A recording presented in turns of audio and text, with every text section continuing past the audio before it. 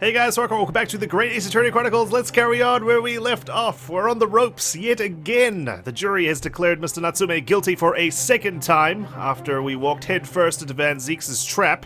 He must be very happy, even though he's disparaged the jury already for having a collective IQ of about 2. Let's go ahead and prepare for yet another summation examination and see if we can convince these bozos that Mr. Natsume is in fact innocent. Oh my god.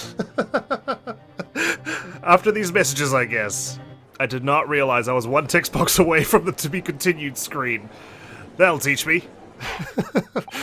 Way to throw off the pacing of this episode. I've considered the defense counsel's request for a further summation examination of the jury. And I have determined that the court must uphold the defense's judicial right to this procedure, even though it can be readily abused over and over again each time these guys declare a guilty verdict, so please don't change your mind this time. So, counsel, you will now proceed with your second summation examination. There will not be a third. I think, maybe. I presume the jury is ready, Mr. Foreman. We are, my lord. Very good. In that case, I must ask each of you now to state clearly and concisely for the court the grounds on which you find the defendant guilty of this crime.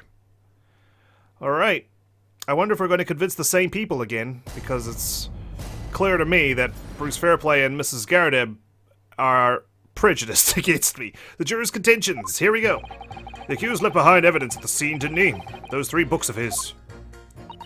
If there was some novel alternative explanation about how the victim was stabbed, I might reconsider. Even if the woman was throwing books, it can't be related to this crime if the window was closed, can it? Dearie me, I was only a little book, hardly life-threatening even with a direct hit. Look, I just want to get this over with. If I don't bring home some pay tonight, I'll be in a tiny bit of trouble. Come to think of it, we had a fire at home a while ago. It gave me the sneezes. What now? You are allergic to fire? How the heck are you still conscious when there's flames all over the show here? Yes. Considerably more tangible arguments from all members of the jury this time around, it seems.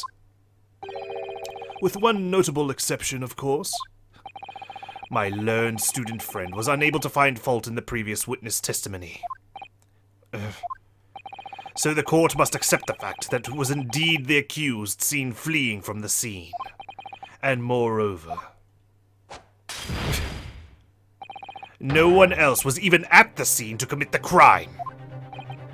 Well, if the eyewitnesses are correct, it would seem as if the conclusion is somewhat set in stone. I fail to see how it can be argued any other way, not to hype up against you, defense counsel.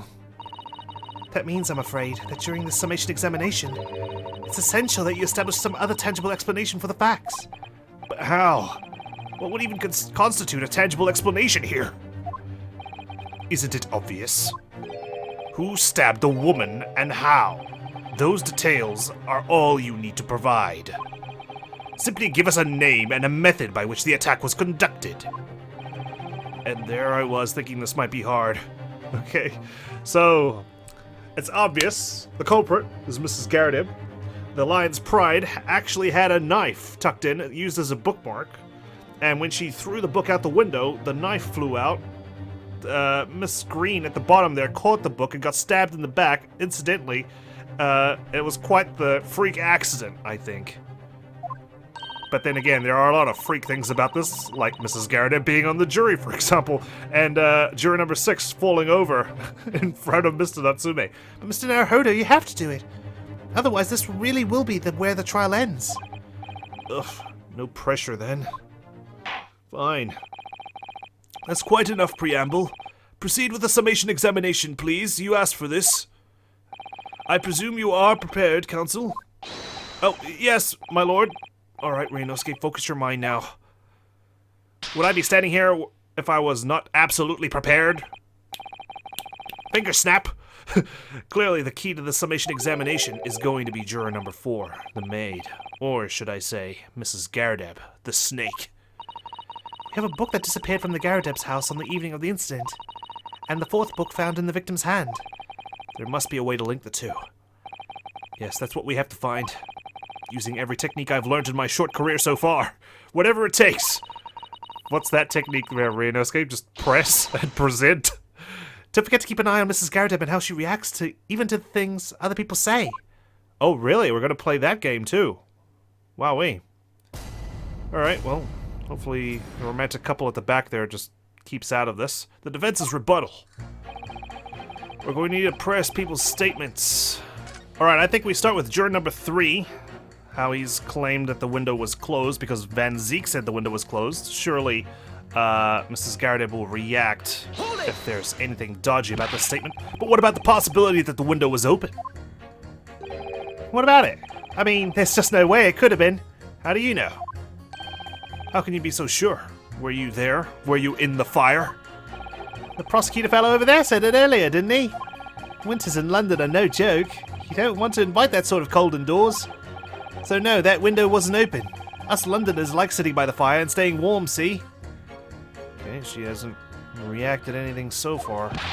But you couldn't categorically state that the window wasn't open, could you? It just wasn't. They wouldn't have opened it. Then what's the point in even having windows, huh? Why not just brick it up? Counsel, you will kindly refrain from childish bickering. Oh, sorry, it's, I like to save money when I play The Sims and not put any windows in. Somehow I need to show there's an undeniable possibility that the window was open. Because this young man isn't going to budge otherwise. Okay, next up I think we press juror number 6. I'm quite curious about what he has to say about his fire at his house. He always seems to have some life experience that's applicable to this case. And then I think we question or press Mrs. Garrett after this one. Hold it! Hold it! Explain yourself. Does that have anything to do with your decision about the defendant's culpability in this case? Sorry? What's that? You'll have to speak up, lad. Could you tell us more about that fire?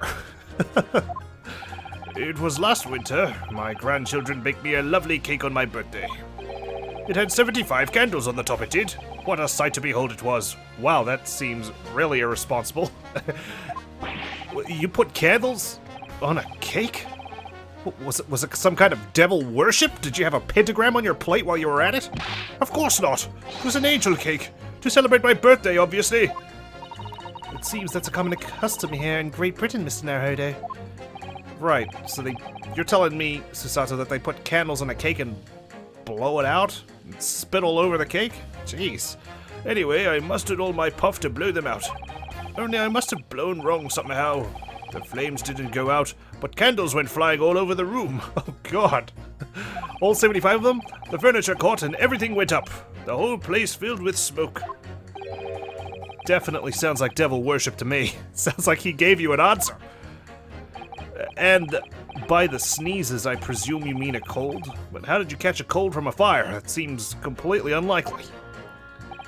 What a fiasco it was. The grandchildren, bless them, threw water over me as they tried to put out the flames. So you're saying you were incidentally covered in water?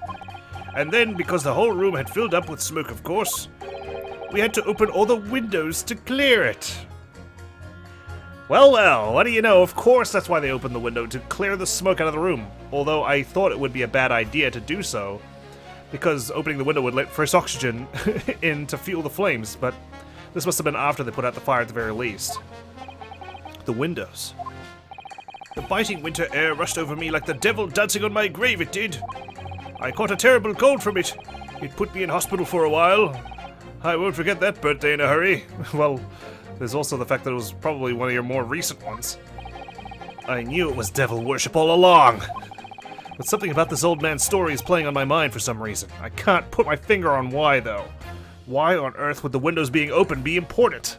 I need to demonstrate who, apart from Mr. Natsume, could have attacked the young woman on the street, as well as how he or she could have done it. Yes, but once again, the jurors' statements are full of personal prejudice. They hate me! A lot of them seem convinced they're right, even in the face of logical arguments to the contrary. I think you're going to need to pit them against each other to force them to accept an alternative explanation. Yes, that's the jury for you. I don't necessarily need to find contradictions between their assertions. Just a connection might do the trick. Alright, I'll see what I can do. If anything stands out, I'll go in for a strike. That's the spirit. Okay, I wonder if juror number 6's testimony changed, because that could help me pit against Juror number 3, I'm kind of scared to do so without that extra bit of information, and there you go. You have to open windows to clear the smoke. Window was closed. Let's pick these two together. Those two jurors' statements clearly contradict one another. Not really, but I have good reason to pit them against each other, so bear with me. They do? How exactly, counsel? Don't point at me again. I told you it wasn't me. What's that you say? Speak up, lad. Speak up. Juror number 3, do you see? Oh, me? See what, sir? Did you hear juror number 6's account of his birthday celebrations last year? I guess I should say, do you hear, rather than do you see? It seems, despite being a Londoner, he once opened his windows in the middle of winter. And not because he's a jackass.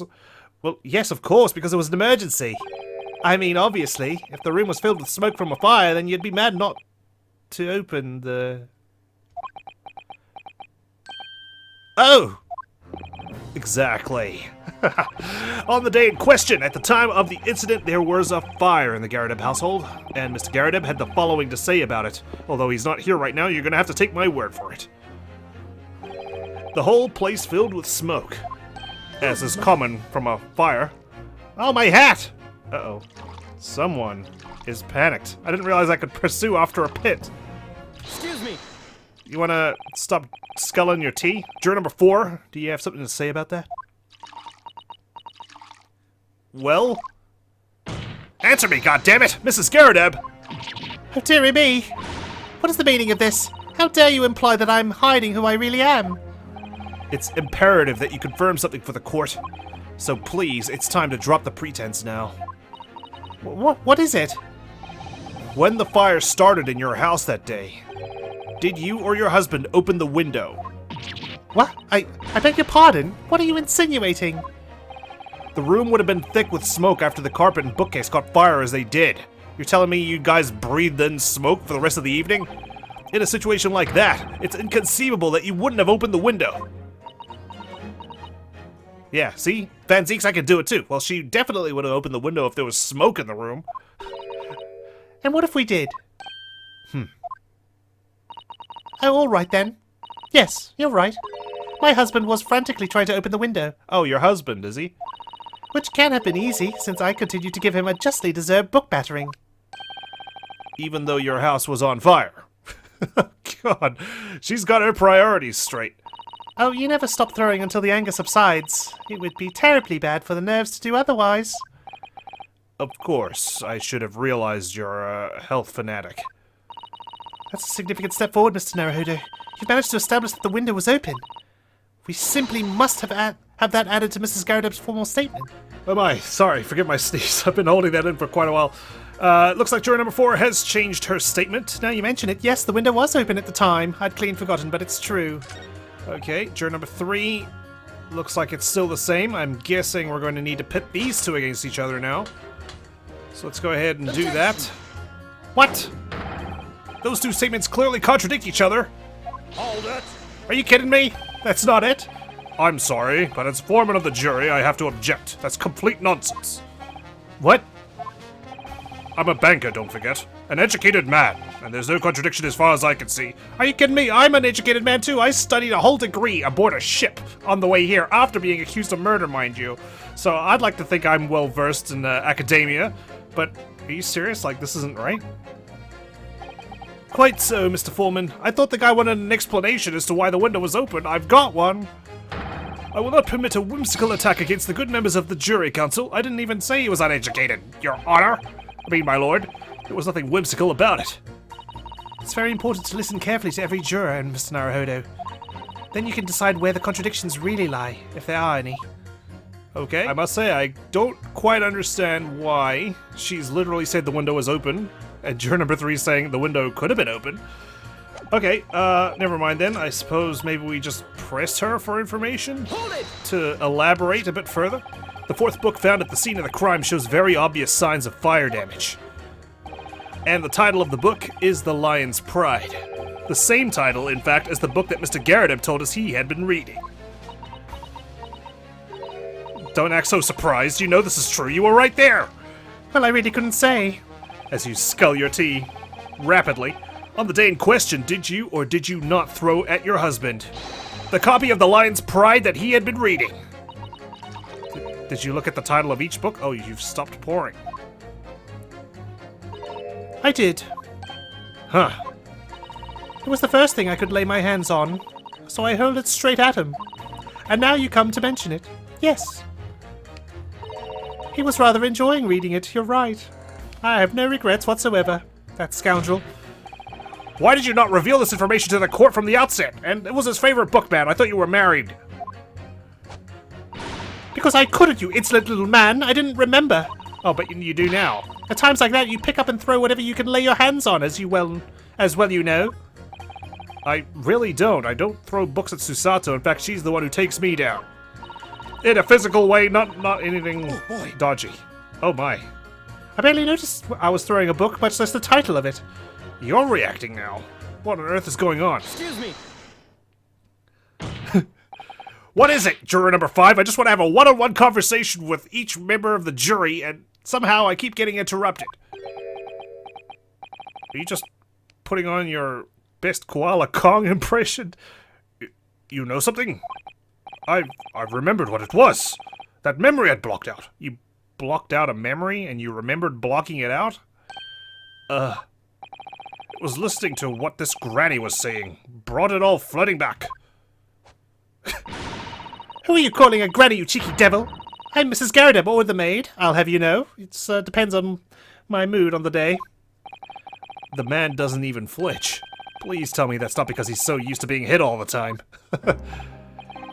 It was about 2 weeks ago now. I just got back home after work, like. I put my hand in my pocket for the wages I just earned that day, and I nearly died. Whoa. There was a hole. Every last penny had dropped out.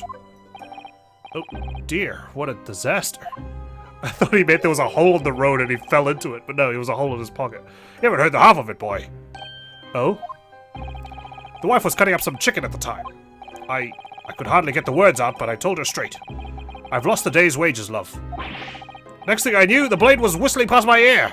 Stuck into the wall next to me, it did. About an inch deep. Wait, what? Now knives are being thrown around? No words, just terror. What is going on here in London? There are some serious domestics going on. we need someone to investigate this pronto. I could smell it then, you know. That god-awful stench of the Thames. I was sure I was going to end up face down in the muddy banks that night, I can tell you. And it's everyone's wives. Jeez. Now, that's a real disaster, isn't it? I'll never use the word lightly again. Never. Truly a tragedy. Anyway, the point I'm trying to make is this. When women lose their rag, they'll throw anything at you. Knives, hatchets, hammers, you name it. So, Mrs. Garrideb, you didn't happen to throw a pocket knife out, did you? Mr. Naruhodo, you mustn't think that all women are so short-tempered and unrefined. Say again? I'm pretty sure I was upside down a lot of the time on the ship, and I'm pretty sure you're not supposed to be upside down. No, I wasn't thinking that. Not whatsoever. Throwing household objects at people is, well, it's so uncivilized. At least attack with honor. Using a bow or the like. Or, you know, flip them over. What? Attack? Who are you going to attack? Never mind. Anyway, this man's words could be rather significant, I think. Alright, we'll come back to the bow and arrow thing later. If I dare. Let's maybe not remind her of those instruments of war. Okay, a woman in a rage will hurl almost anything at you. The kitchen knife really brought that home to me. I kind of want to pit him against juror number 2, who said something about a novel alternative explanation about how the victim was stabbed. So let's go ahead and do that.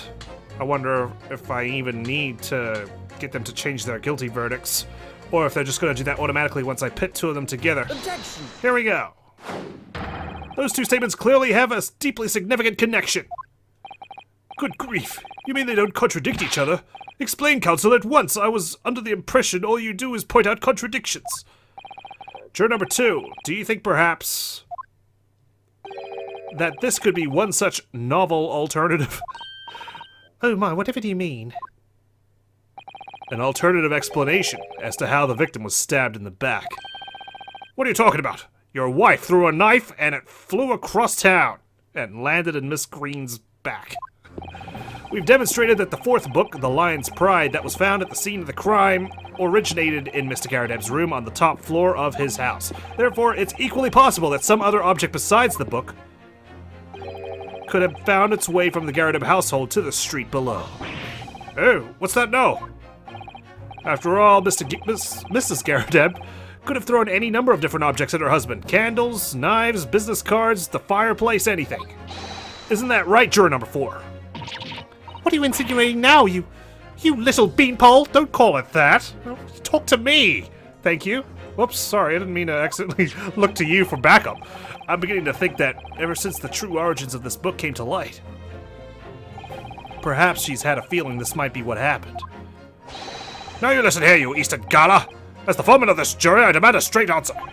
You give us this yarn about some other object making its way out of the house, but what? What was it? We're talking about blades, Mr. Goodman. Is it Goodman? I've already forgotten your name. Fair play. It's fair play. Bruce Goodman.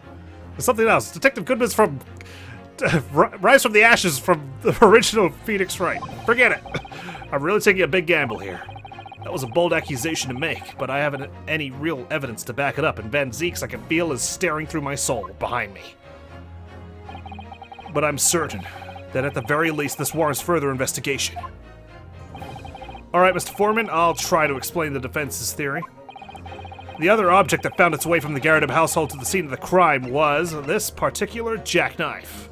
Take that! Pressing the present button this time. Juror number 4, Mrs. Garadeb. What? What now, you little beanpole? I must apologize in advance for this, but I need you to confirm something else for the court. Take a look at this small knife. This knife. Have you ever seen this knife before? Good Lord, Counsel, what on earth are you doing? I'm not threatening her, Your Honor. I mean, my lord, sorry. I need to trap myself in the past. That's the weapon that was lodged into the victim's back, man. Why are you using it now?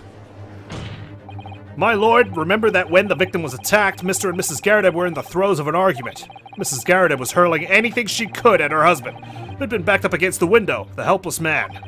A window that had been opened to clear the smoke, and through which a book sailed to land at the crime scene. Miss Green is an excellent catcher. She managed to snag the book midair. Unfortunately, her back caught the knife instead of her hand. You can't seriously believe that? That book was found in the victim's grasp. Are you saying that it flew out the window and across the street to land neatly in her hand? Huh? Even my missus hasn't got a name like that. Yes, I admit there are many details we don't yet understand, and I doubt Mrs. Garadeb was aiming at Mrs. Green down below. But that's the point. That's precisely why we must not allow this trial to end. Not right now. We need to keep investigating. There's a day 2, damn it. Oh my. Oh. Well, you heard that loud and clear, did you? Mrs. Garadeb, your answer, please. Have you seen this knife before or not? Don't you lie, bitch. I'm on to you. Oh, Ah! Oh, God, she's fainted. Hey, that wasn't me, my lord. I wish to change my decision. I'm a woman of my word, after all. Thank you, madam. Yes, I agree. Oh, Mr. Fairplay. I certainly didn't see this coming, but I just don't think it would be right for this trial to come to an end now with so many unanswered questions. Mr. Foreman. I'd have to agree. Not that I think the granny did it, mind. Yes, you know what? I'm not quite happy about this at the moment either. All together now, ladies and gents. But the old man! How dare you not join the consensus? It's okay, 4 will do. We did it! Again! I love this triumphant music, it's so good. Oh, congratulations, Mr. Naruhodo. Thank you, Mr. Sato. So, as a result of the defense's summation examination, a number of jurors' leanings have changed. Take that, Van Zeeks. Put your leg down. 2 jurors called guilty against 4 now calling innocent. Accordingly, the opinion of this court is divided. And this trial will continue. Objection. Where is it? I want to hear it. Oh, he's not gonna say it. Okay, fair enough. He knows when he's beat. Now then, Lord Van Zeeks, how does the prosecution wish to proceed? I need a drink for this. This trial is rapidly descending into a farce.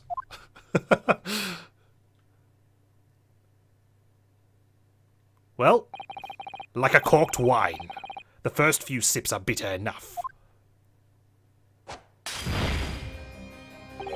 But what follows is so repugnant it's good for nothing save the gutter.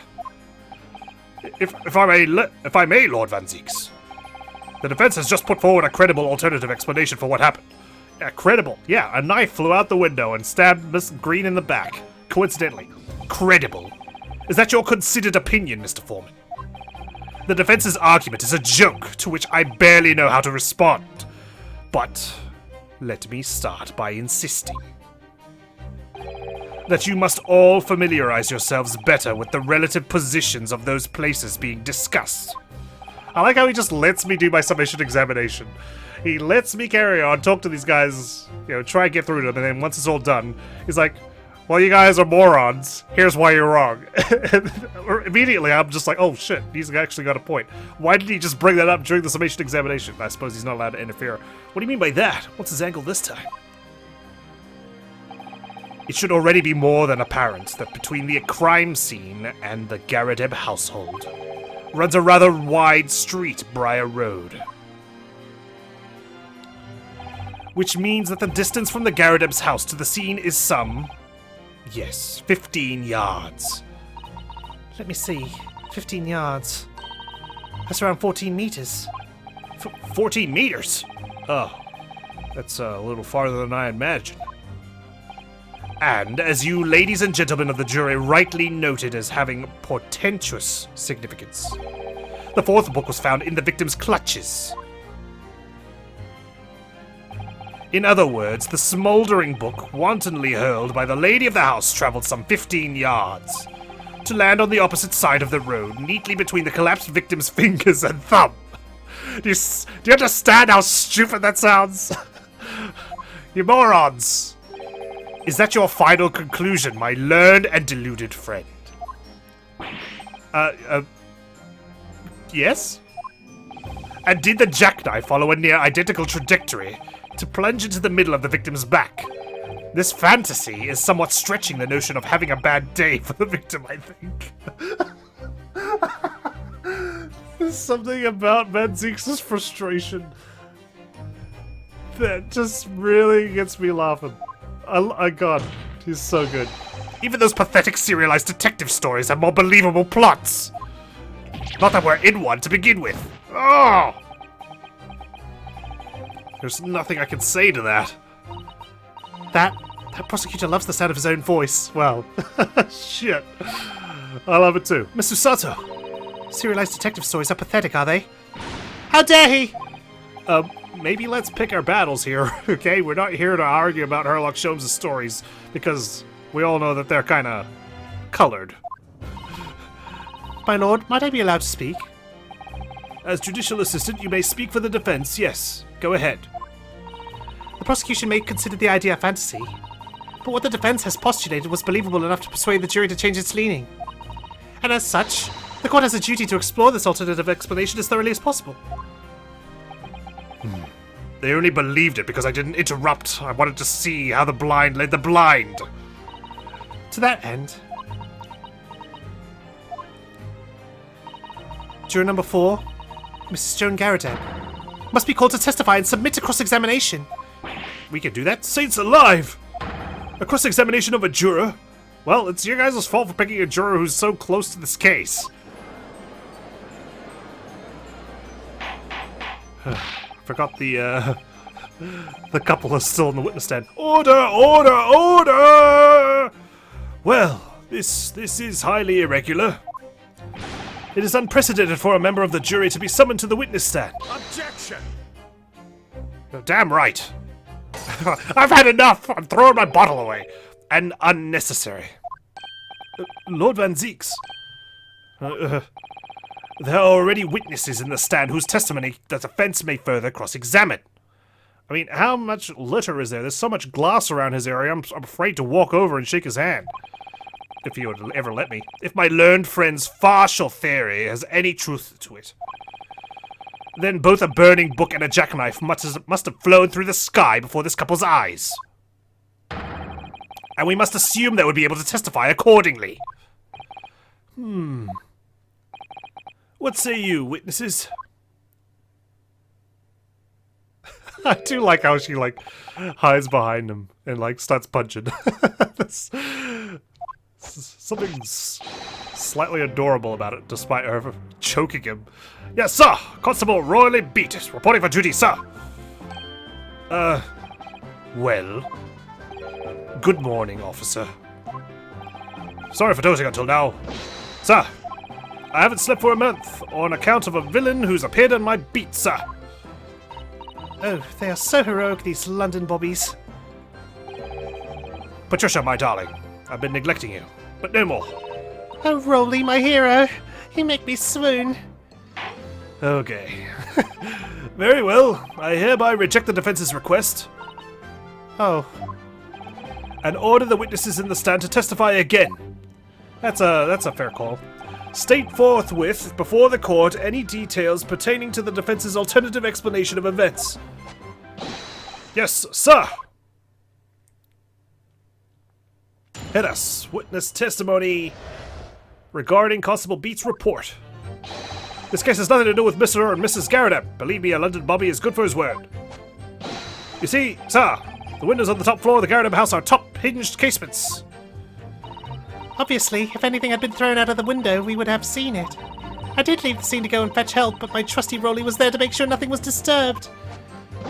I didn't take my eye off the crime scene for one moment, sir. Nothing strange to report on that front, sir. You didn't fall asleep, perchance? You haven't exactly been reliable in terms of consciousness. Well, this is quite startling. Top-hinged casement windows. That detail was not in the police report, Constable. Yes, I'm sorry about that. I must have been a little drowsy. Sorry, I didn't realize I had to describe if the building was made of bricks as well while we're at it. You cannot excuse your sins with drowsiness every time, Constable. Well, you can't just keep asking for forgiveness for your discourtesy, okay, Lord Van Zeeks? No, sir. Sorry, but... What exactly is a top-hinged casement window? It means it opens from the top and it flaps forward, right? Not from its side, I believe. And you cannot excuse your ignorance with such trite remarks, my learned friend. Of course. Sorry, I'm new to this country, for fuck's sake. I found it, Mr. Naruhodo. See? It's all in my book. Glad you brought your, Japanese guide to Great Britain with you. Cast your mind back to the windows in Mr. and Mrs. Garrett's room. Alright, I'll try. Let's see. Yeah, exactly. So the window opens in order to allow air to circulate inside the house. Oh, so that's what windows are for. Susato, I know what a window is, okay? Thank you. But as it's a top-hinged casement window, it swings open along the upper edge, you see. I'm glad you've rectified your ignorance. A casement window's most prominent feature is its stay, a metal bar which prevents the window from being opened beyond a certain amount. It's a safety thing. Plus, if it opens like that, you can't exactly throw a knife out, it would hit the window and just bounce downward, right? Like a pinball. It prevents it opening? This is all news to me! Absolutely correct, sir! In other words, if a book or a knife were to have been thrown through the open window, it would have clattered against the pane and fallen straight down to the pavement below. No. You see the problem, then? Good. Your education in windows is complete. Thank you. There was never any possibility of either the book or the knife traveling 15 yards over the road. That is, unless the window pane had been shattered. Something we've discounted already. That can't be. Did you see that, Rolly? That young Japanese man just collapsed in agony. Yeah, well, Mrs. Garrett did it first, okay? I'm just copying her. Oh, yes, my darling, I saw it. I saw how he crumbled before me. Oh, Rolly, you're so strong. Actually, it was Lord Van Zeeks who got me. How is this happening? I haven't even started the cross-examination yet, and already my argument's been destroyed. Counsel, if you could drag yourself upright again, the court awaits your cross-examination. Does it, though? My lord. Oh, good. Another desperate situation.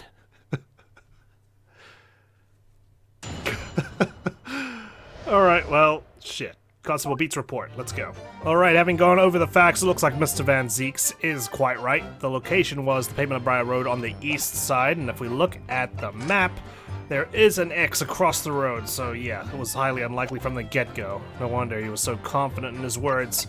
Still, Mrs. Garrett did faint upon seeing the jackknife, so she must recognize it somehow.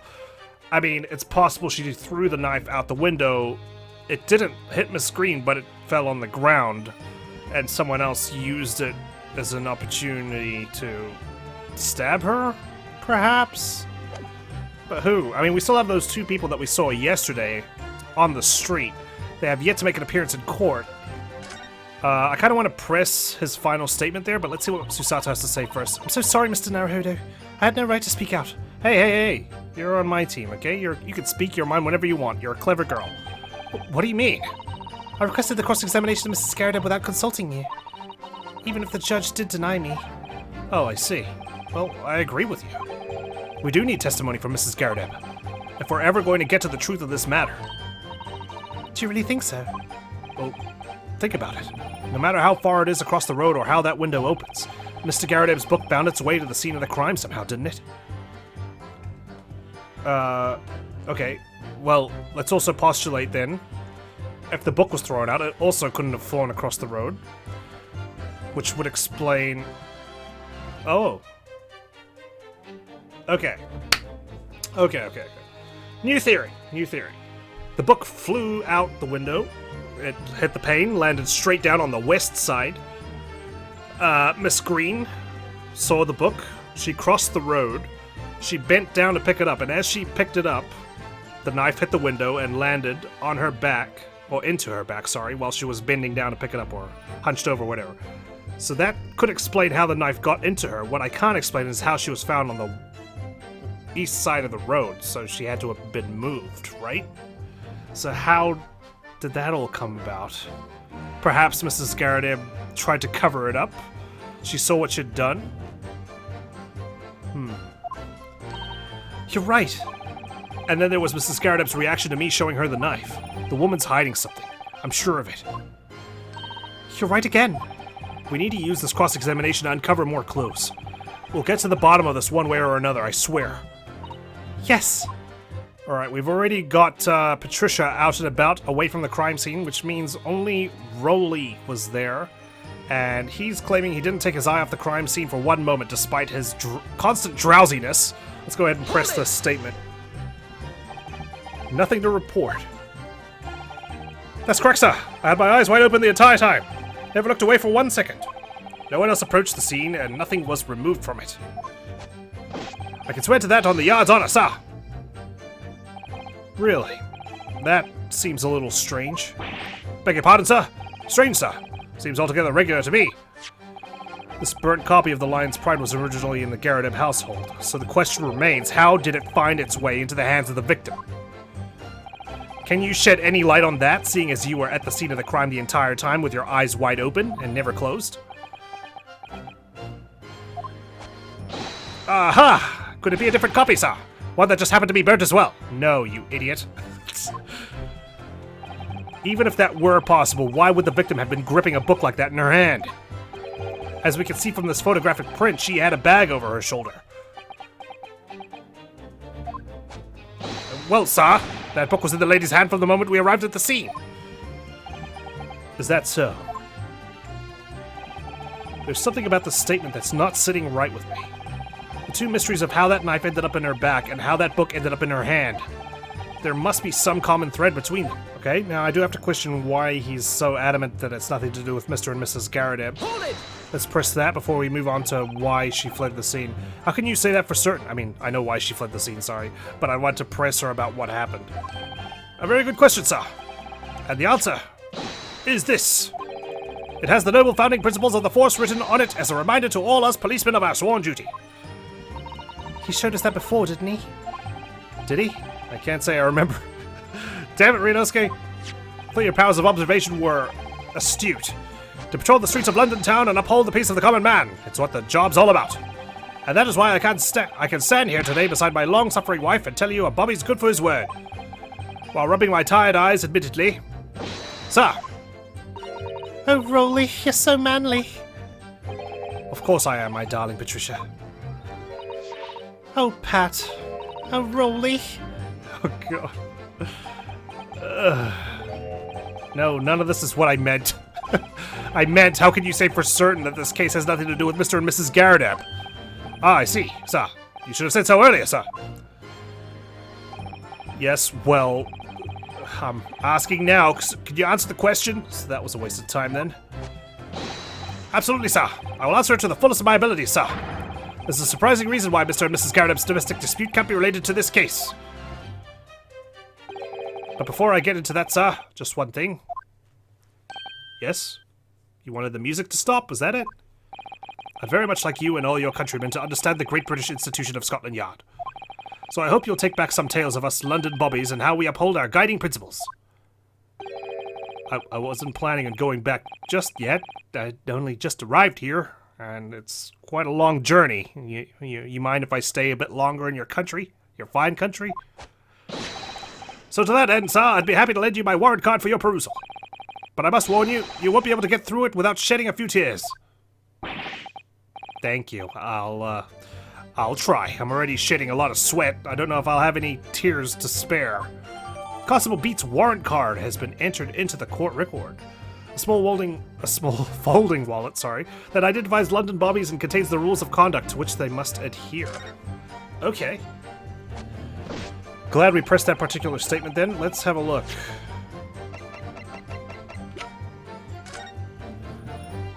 Principles of policing. Item number 1, a policeman will strive to preserve the peace within his allotted beat. Item number 2, a patrolling officer is expected to walk 20 miles around his beat every day for the furtherance of community relations. I also want to say, there's going to be something here about not responding to a crime that's not on your beat. That's why they had to go to the police box, right? To report it to the actual beat officer responsible for that jurisdiction. Metropolitan Police Regulations. Item number 1, any crimes fall under the jurisdiction of the beat in which they are discovered. There we go. Item number 2, when a crime is discovered on his beat, a policeman must assist with initial investigations and help detectives. Okay. Let's keep that in mind. I don't know if I can present that for the final one just yet.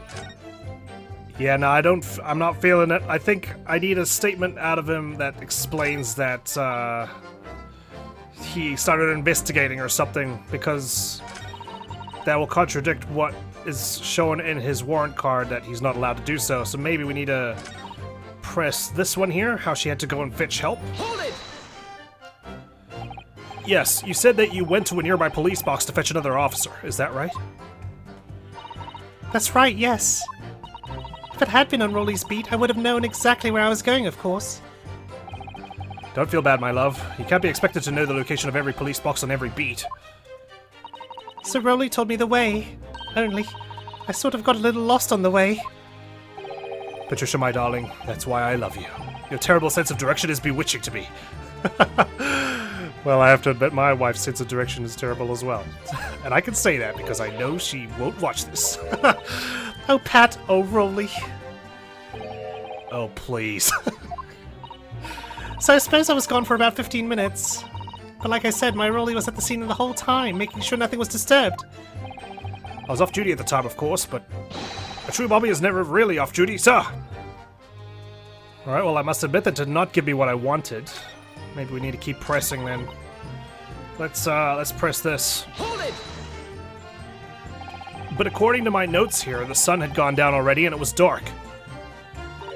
Oh, but Rolly and I were strolling along, gazing at the night sky and looking for our lucky star. Sorry? The star that will guide us to eternal happiness. Can it guide you to answer the question? If a flaming book had cut across the sky in front of us, it would have lit up like a shooting star. And if I'd seen a shooting star, I would have made a wish upon it. Let Rolly be an inspector, I would have said. 3 times at least. Of course, what with the smog and everything, we couldn't actually see any stars. In short, are you trying to say that neither a book nor a knife crossed the sky before you, flaming or otherwise? Yes, sir, that is correct, sir. As sure as the night sky in London is starless, sir. It certainly seems like they're telling the truth. And then we saw the poor woman fall to the ground, so we ran straight over to help her. Well, I've got one more statement of press, I might as well go ahead and do it. By which you mean they don't open fully, is that correct? Yes, sir. They're just there to allow a bit of air through the house, you see, so they're restricted as to how much they open. And therefore, anything thrown out of the window from inside the room would simply strike the pane and fall to the street directly below. For clarity, allow me to mark the map. Here is the location where objects would have fallen. Yes. Directly opposite the scene of the crime, on the other side of the rather wide road. Would it have been so hard for somebody to mention this top-hinged casement thing before? Well, I have another question for you, Constable. What would that be, sir? How do you even know? Why would you have any idea what sort of windows Mr. and Mrs. Garridub's house is furnished with? Exactly. Would you have looked up and made that assumption? Or did you go inside that room to do so because it was part of your investigation? That's a good point. I actually kind of thought about that in the back of my mind, but I didn't speak it out, unfortunately, which is, perfect excuse. Well, sir, that's very simple. You see, I helped with the investigation yesterday. Oh. Excuse me. Of course, it's always the last statement that I press. Do you have something to add, Mrs. Beat? Sorry? You look, well, delighted. Is there some particular reason for that? Why you giggled like a schoolgirl? Oh, I was just remembering, that's all. We really were so lucky. Lucky? What do you mean? So a shooting star did fall after all. Well, of course I feel terrible for the poor woman who was attacked. Don't misunderstand me, please. But we were just so lucky it didn't happen on Rolly's beat. It was so close, you see. Aha! There we go. This is what I was looking for. Oh, I hadn't realized. Damn it, Ryunosuke, they mentioned it already. Oh yes, that's Street Briar Road. It's the boundary between Rolly's beat and the next one. Isn't that right, my love? Oh, he's gone back to sleep now that it's convenient for him. Constable Beat? Oh, yes, that's right. That's the reason I was helping out with interviewing the occupants of the Garridub household yesterday. Their house is on my beat, you see, so... that really was cutting it close then. Constable, I wonder if you could clarify something? If the Garridub household is on your beat, does that mean that the pavement next to it is as well? Outside Mr. Garridub's house? Yes, ma'am. The pavement on that side of the road is part of my beat. I see. I was unaware of that. I wonder, did you drag it across the road just so you wouldn't have to investigate? Just think, if the woman had been attacked just on the other side of Briar Road, we would never have been able to go for that meal to celebrate our wedding anniversary. Huh. So, you've got motive to tamper with the crime scene. But that's the life of a Bobby, after all. Extraordinary people are Bobbies, tirelessly working for the benefit of all Londoners. Do you know what I think? I think it was the good Lord's way of rewarding my Rolly for all his hard work. Don't you think so, my darling? That must be it, Pat, my love. That must be it. I think perhaps we should make sure we have that information officially on record. Leave it to me, Mr. Naruhodo. I'll take care of it immediately. The case file's information has been updated in the court record. And now it's my turn, I think. Oh, we're getting somewhere now, baby. Okay. Can I ask you something? Please, Mr. Lawyer, sir? Oh, yes, of course. What is it? You're doubting us, aren't you? I can tell.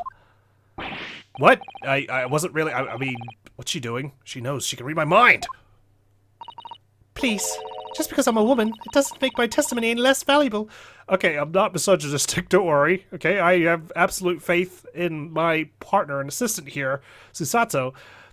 I think you're lying not because you're a woman, but because you have motive to do so. might just see me as the wife of a policeman, but I'm a woman of my word, I am. I really don't remember ever suggesting I doubted you. No excuses. I don't want to hear it. My voice will be heard. My lord, you'll let me speak, won't you? Yes, Mrs. Beat. I will allow you to supplement your testimony if you so desire, but not with violence. Sometimes the path of least resistance is the sage one. That was a very loud mutter. I heard that.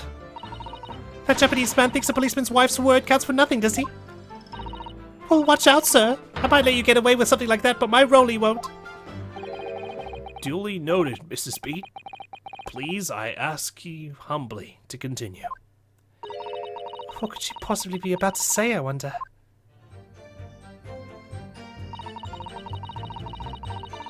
I know what I saw. My eyes never let me down. My sense of direction is a little off sometimes, though. Is it now? Are you forgetting what side of the road you were on? Okay, that's not exactly what I'm looking for.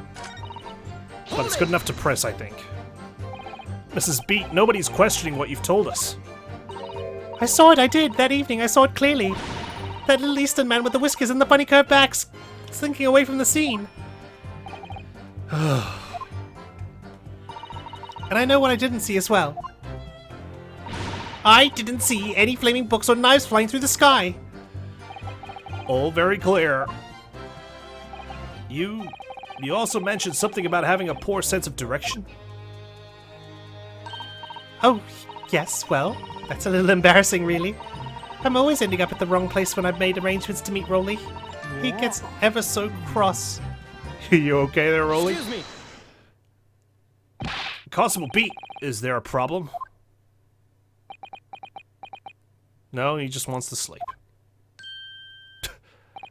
No, sir. No problems, sir. Did your wife's remark just now bring something to mind, perhaps? Oh, well, in a way, sir. Yes, sir. I was just remembering that the same thing happened that evening is all. Huh? You mean Mrs. Beat lost her way? On the night of the incident? Well, you see, I sent her off to find a police box in the next beat over from mine. But she was gone a fair bit longer than what I was expecting. I thought she'd be back inside 10 minutes, but my darling was gone a good 15. Oh, Rolly, you're such a tease. But the reason I was so long was because of the bouquet, silly. The bouquet? Sorry, what bouquet are you talking about? Oh, it was a present for our wedding anniversary. Rolly's so romantic. He saved up for it with farthings and halfpennies he found in the gutter while doing his rounds. Yes, how romantic. I'd forgotten all about it until just now. Had you, my darling? Oh, yes. But that was just between us. No talking about it to anyone else, darling. You have to promise. Really? Oh. What was that all about? Constable Beat looked very obviously troubled during that exchange. I'm afraid I can't offer any useful insight, Mr. Naruhodo. God, it's been so long. I'm sorry, but bouquet does sound familiar. Does it have anything to do with those two guys we saw on the street? I feel like it does, but I'm quite sure of one thing. We have to ask Mrs. Beat about the bouquet. Okay, Mrs. Beat, this bouquet you just mentioned. I'd like you to add details about it to your testimony, please. Oh, really? Yes, I'd love to. Van Zeek's patience is being tried here. What happened was, I dropped my bouquet and ended up losing my way for a while. Okay. Hold it! I feel like I need to keep pressing. You mean you dropped the bouquet at the scene of the crime? Yes, that's right. I was so upset. When we ran over and saw it was a woman with a knife in her back, I was so shocked I dropped the bouquet Rolly gave me. It was in a dark spot where the streetlights weren't casting any light, so I didn't notice it first. And then you went to the police box to report it to the policeman whose beat it was on? I don't see any bouquet here in this photograph. Yes, and I came back to the scene together with the other constable, you see. That's when I spotted my bouquet again, but the funny thing was, when I went to pick it up, it was nowhere near the victim's body at all. In case you need reminding, Mrs. Beat, the victim is not deceased. I was all flustered for a moment before I heard a voice calling me from the other side of the road. Your husband, presumably. That's right. Silly me, I'd gone over to the wrong side of the street. Although, I'm going to blame the bouquet this time. I can't think how it got there, I really can't. So the bouquet somehow moved from one side of Briar Road to the opposite. Curious indeed. Isn't it? But the worst of it is, I forgot to pick the bouquet up again when we left the scene. How not romantic. That beautiful rose roll he bought me. Would that change from the gutter he spent so long collecting? It was probably juror number 5's earnings. By bouquet, do you perhaps mean this sorry, solitary rose? She did say just one rose, right? Oh, yes, that's it. That's the bouquet Rolly bought me for our anniversary with old bits of change he found in the gutter. Maybe just call it a rose. Tell us, Lord Van Zeeks, where did you come by the flower? According to the report by the police officer in charge of the crime scene investigation, it was found on the edge of the pavement in front of the Garadeb household. In front of the Garadeb's house, you say? Although it wasn't noticed until the morning as it lay where the street lamps cast no light. It was believed to be of no relevance to the case since it was found on the opposite side of the thoroughfare. Oh, thank you, sir, thank you. Could I have it back now, please? No, I think for good measure this rose should be added to the court record as evidence. Oh. It's just a rose, Patricia, get over yourself! The anniversary bouquet has been entered. A present for Patricia Beat from her husband, Rolly. The shock of seeing the stabbed victim caused Mrs. Beat to drop the rose where she stood. But it's a symbol of our love. Okay, what about your ring? I want it back after the trial, do you hear me? I want it back! Good grief. Rest assured that I shall do my very best not to forget, Mrs. Beat. Path of least resistance and all that. Well, Mr. Naruhodo, what do you make of all this? Yes. The whole idea of an invisible attacker has been troubling me all along, but I believe I'm starting to get a picture of what really happened here now. The fourth book that had no business being at the scene of the crime made me sure that Mrs. Garadeb was hiding something from us, but it's becoming increasingly clear that someone else has been hiding something from us as well. I think I may already be armed with everything I need to strike a decisive blow here. This time, it's going to expose the whole truth about this mysterious affair. Trouble is, which statement do I need to present this on?